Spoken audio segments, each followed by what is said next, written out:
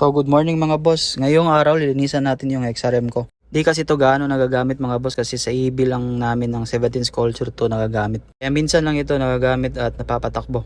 Dami pang kulang na pyesa nito pero kasi unfinished kasi natin to project.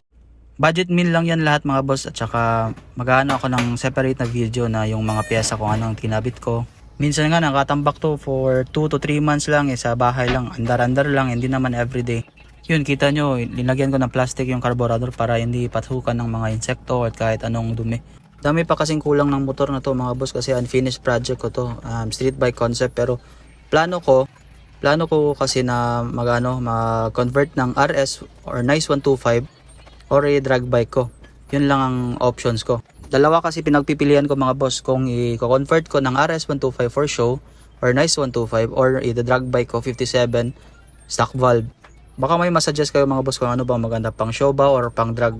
Matagal na kasi hindi ito na-upgrade mga boss na hindi ko nabilan ng pyesa.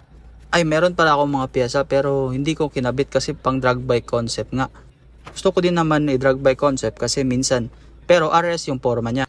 Pwede siya pang show, pwede din siya pang drag. Pero yung makina niya stock valve 57 lang. Budget meal lang naman tong yung mga pyesa ko nito. Any suggestion mga boss kung ano maganda, comment below. Thank you.